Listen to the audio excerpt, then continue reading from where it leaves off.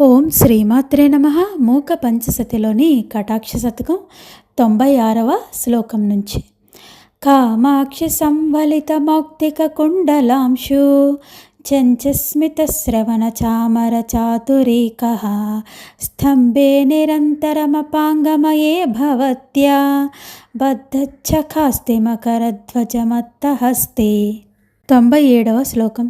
యావత్ కటాక్షరజనే సమయాగమస్తే కామాక్షి తావదచిరాన్నమతాం నరాణాం ఆవిర్భవత్యమృతధీధితి బింబమంబ సంవిన్మయీం హృదయపూర్వగిరీంద్రశృంగే.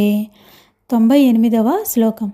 కామాక్షి కల్పవిటపీవ భవత్కటాక్షో దిత్సు సమస్త విభవం నమతాం నరాణాం భృంగస్య నీలనలినస్య చ కాంతి సంపత్ సర్వస్వమేవ హరతీతి పరం విచిత్రం.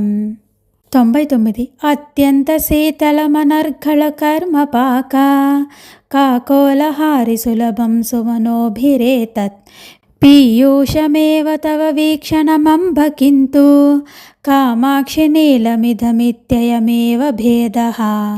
100వ శ్లోకం. అజ్ఞాత భక్తిరసమప్రసరద్వివేకం అత్యంత గర్వమనధీత సమస్త శాస్త్రం అప్రాప్త సత్యమసమీపగతం చ ముక్తేః కామాక్షి నైవ తవ కాంక్షితి దృష్టిపాతః. 101వ శ్లోకం.